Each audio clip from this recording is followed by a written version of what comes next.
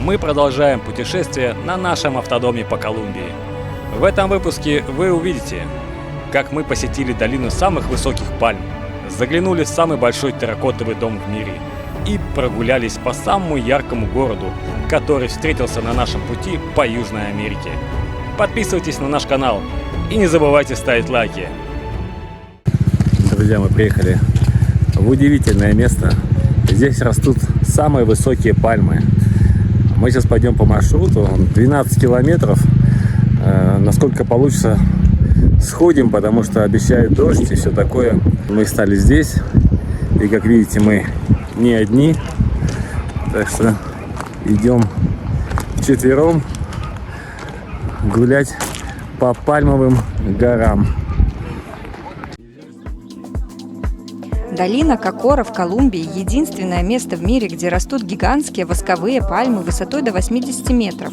Восковая пальма, почти уничтоженная в прошлом веке, сегодня является одним из символов страны, а пальмовая долина в кофейном регионе Колумбии притягивает тысячи путешественников со всего мира. Эти пальмы произрастают на склонах Анд на высоте 3-4 тысячи метров над уровнем моря. Высота пальмы обычно составляет 50 метров, но может достигать и 80. Толщина ствола у основания почти полметра, а на верхушке всего 10 сантиметров. Живут эти гиганты 120 лет. Местные жители долго использовали ровные стволы пальм для строительства домов, воск для мыла и свеч, плоды для корма животных, а листья длиной до 2 метров были нужны для религиозных церемоний.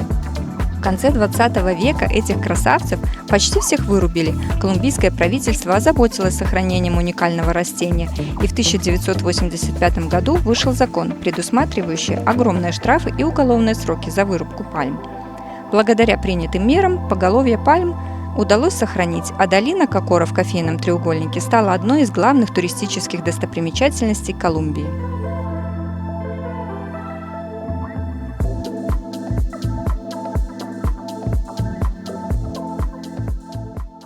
Нам повезло, обещали дождь, но на самом деле такая прекрасная погода. И над нами летает огромный кондор. Очень красиво такой. Бело-черный кондор. Народ весь балдеет, в шоке. Классный вид.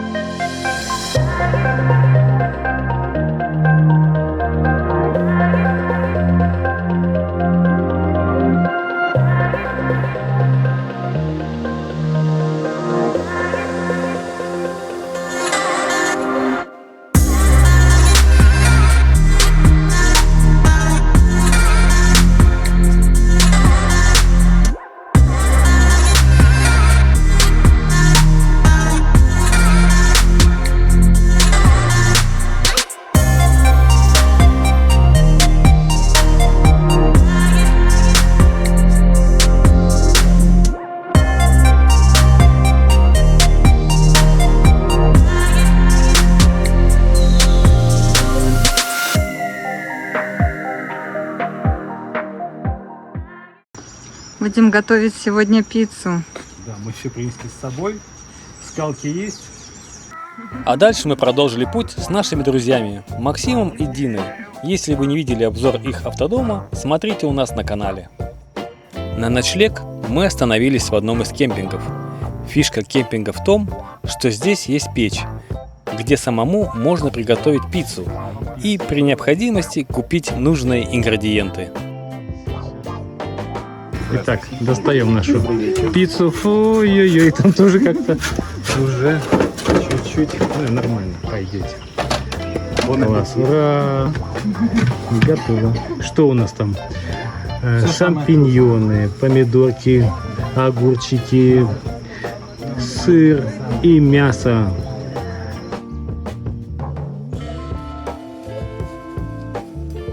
Пицца на подходе. Сделай сам. Видишь, Та-дам!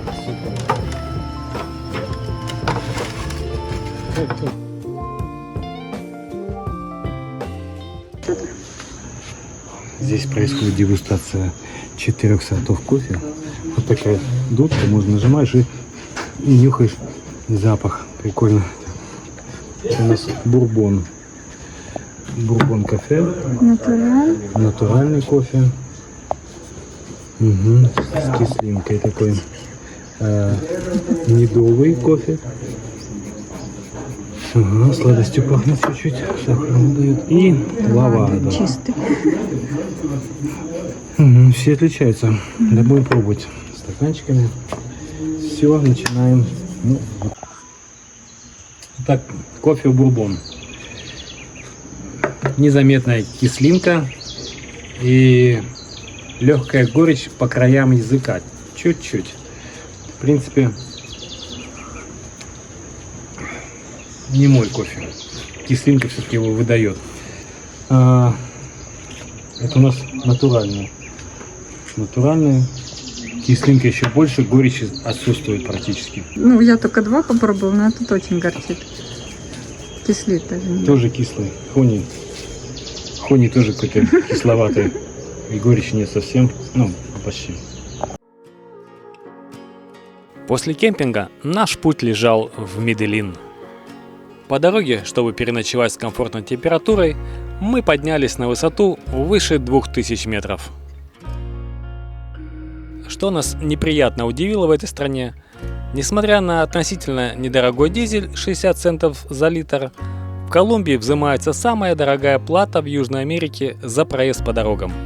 За месяц у нас ушло более 100 евро.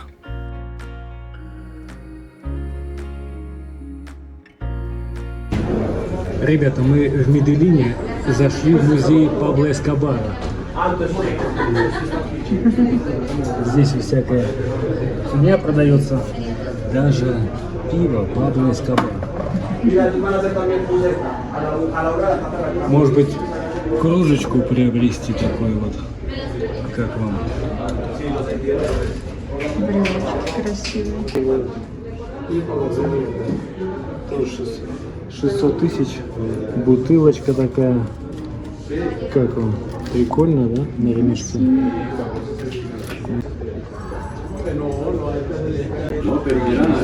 А самое интересное, это вход в музей. Стоит по $25 на человека. Было бы за что.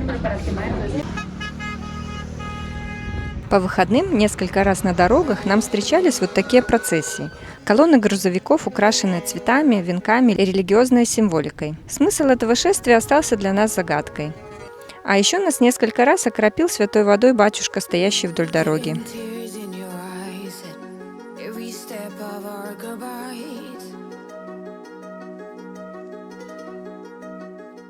К вечеру мы добрались к следующей цели нашего путешествия – необычайной скале Эль-Пиньон-де-Гуатапе.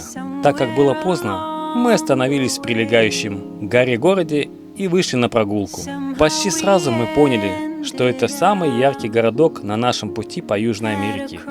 Так и оказалось, когда мы прочитали историю этого города. Городок Гуатапе расположен в центральных кордильерах Колумбии на высоте 2000 метров над уровнем моря, на берегу искусственного водохранилища Пиньоль. Гуатапе совсем небольшой, около 5000 человек населения.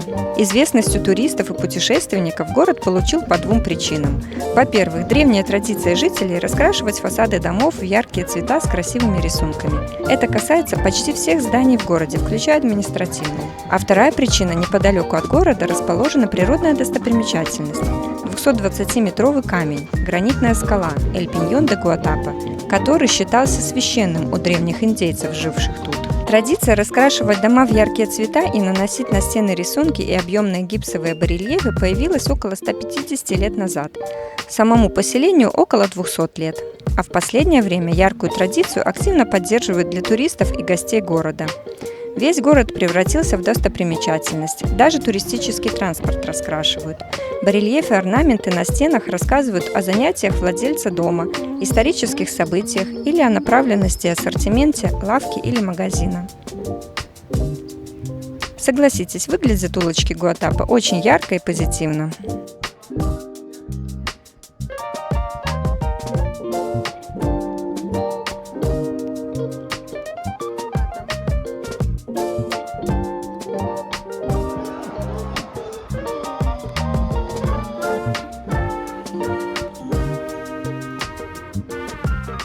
Друзья, у нас на очереди новый фрукт, который мы хотим попробовать. Вот он выглядит как кокос, но чуть-чуть мягонький, чуть-чуть.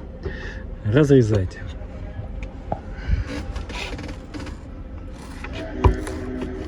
Не режь, там косточка нужна. А там еще косточка, да, нам сказали, типа как манго. Ну, может, еще и не спелые, да? Опаньки. Точно похож на манго. Он тыквой пахнет. А пахнет тыквой.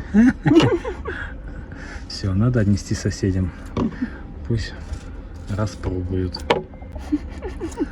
Оля пытается попробовать. Ну, рассказывай. Он безвкусный. Безвкусный. Ну что ж, вновь напрасно потраченные деньги. Тыква. Прекрасно. Манго. Так удачно сложилось, что мы оказались здесь во время чемпионата Америки по футболу, и в финал вышла Колумбия с Аргентиной. Туристы и жители города собрались вечером в барах и на центральной площади у большого экрана, чтобы увидеть это событие. К сожалению, для колумбийцев какая боль, какая боль. Аргентина-Колумбия 1-0. А на утро мы прыгнули в тук-туки и помчались покорять гору Эль-Пиньон-де-Гуатапе. На гору подниматься будем сейчас вот на этих тук-туках красивых.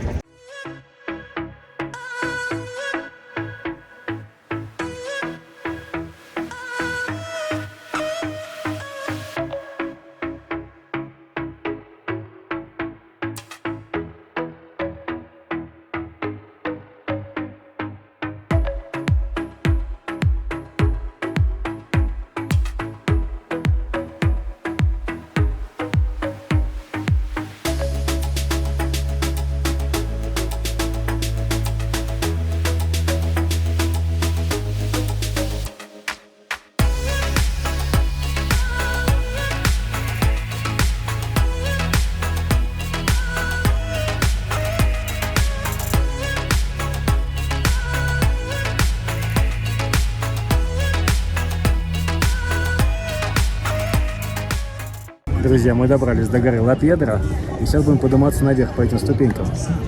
А вот это, наверное, займет у нас много времени, потому что 700 ступеней, высота очень приличная. Вперед! Черная скала Пиньон-де-Гуатапе притягивает туристов как магнит. Образовалась она, когда по земле бегали последние динозавры, а сейчас она признана национальным памятником страны. Ну что, друзья, мы поднялись на эту скалу, на этот камень за чуть меньше полчаса. Панорама очень красивая. Такой панорамы еще не видели, настолько мелких заливов. Отсюда открывается мега красивый вид. Вы только посмотрите на это.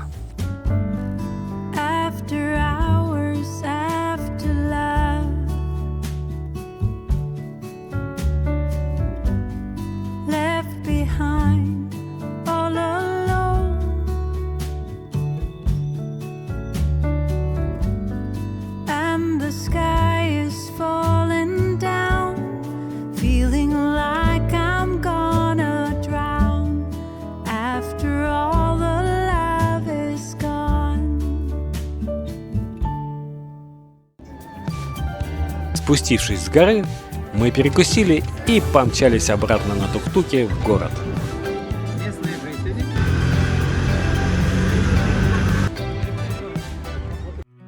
Ехали мы, значит, вчера вечером из Медельина в сторону Боготы. И в Оверлендере в приложении нашли место, которое многие советуют для ночлега. Здесь вот такое небольшое кафе вдоль дороги. Дорога мало загруженная, ночью вообще машин нет. Поэтому мы заехали, остановились. Ребята, молодая пара, ведут это кафе. У них есть бассейн, души, туалеты. И мы здесь заночевали. Они это предлагают совершенно бесплатно. Ну, мы, конечно, покушаем у них в кафешке. Вот. И сейчас вот искупаемся и поедем дальше. Природа здесь классная. Вот такие тропические леса, горы. Все очень красиво. Вот. Так что, кто будет здесь проезжать, обязательно заедьте. Очень милые люди.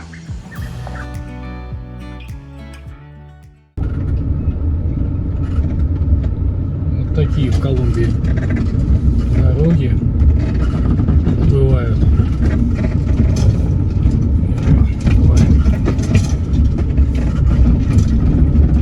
В горах. Но потом резко начинается асфальт. Метров 200. И снова вот такая.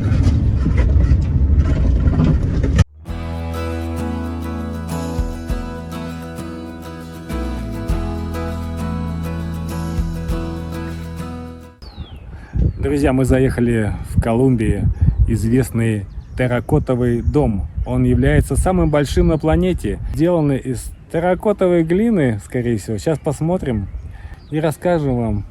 Каза Терракота. Терракотовый дом – творение местного архитектора, который построил дом целиком из обожженной глины и соединил в нем 4 начала – огонь, воду, воздух и землю. Строительство заняло около 12 лет и в настоящее время близко к завершению. Все в этом доме сделано из керамики, даже кровати и полки для вещей, унитазы, смесители, кухонные горелки вмонтированы в керамические плиты, как и окна, двери и система освещения.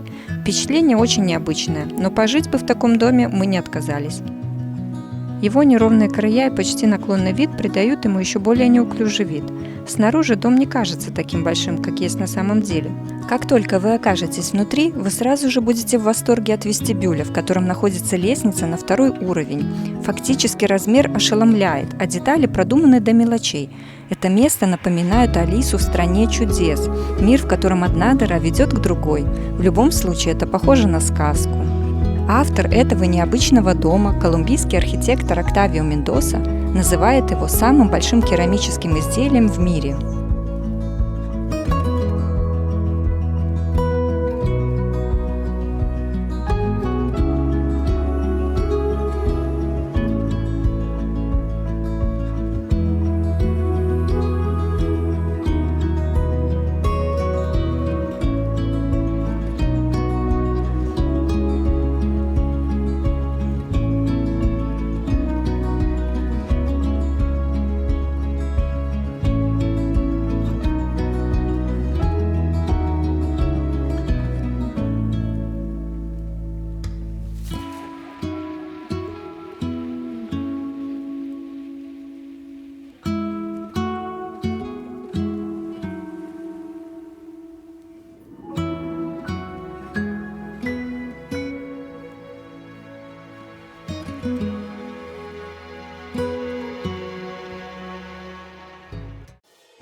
Колониальные городки Колумбии стремятся привлечь туристов и делают это по-разному.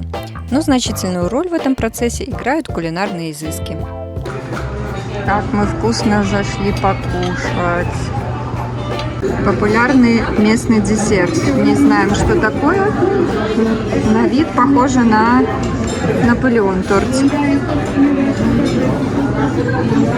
В придорожных ресторанах часто предлагают остановиться на ночь на их территории, и, как правило, за это не взимается плата. Однако, в рамках вежливости уместно заглянуть и попробовать что-нибудь вкусненькое из их меню. Например, как в этот раз, мы взяли пару коктейлей из экзотических фруктов. Running from my demons, I still miss you, but you'll never see that. Still salty, I can't lie, I got my reasons. Cause you stopped trying,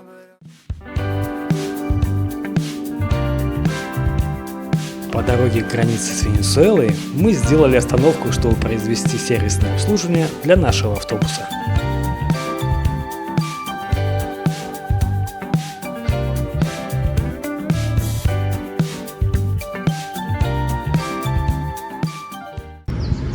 Наконец-то нашли одну из лучших мастерских для Mercedes спринтеров. Здесь они раз-два и меняют нам все амортизаторы. Наши задние амортизаторы тоже сдались. Теперь у нас будет вот такие вот желтенькие стоять. Спереди амортизаторы поменяли. А также фильтр воздуха для салона. Во всей Южной Америке нигде не нашел с активным углем. А здесь, пожалуйста. Крышечку нам поменяли даже. У меня сломалась, потерялась. Вот. И передние колодки меняем. Так что дальше поедем прямо супер по Венесуэле. Ну и после всех установок делаем сход-развал.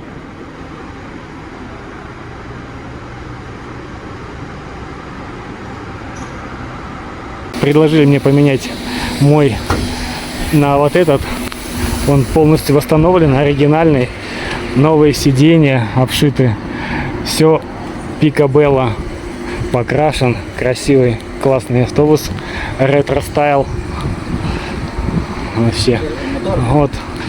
Мотор, смотрите какой. Как новый. Блестит весь. Офигеть. Молодцы.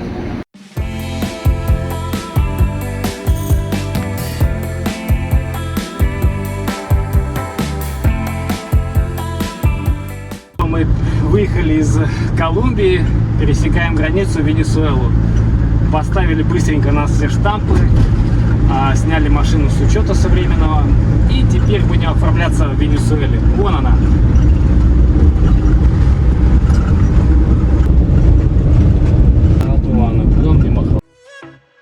В следующем выпуске вы увидите, как мы заехали в самую богатую нефтью страну Южной Америки и почему стремглав вылетели оттуда.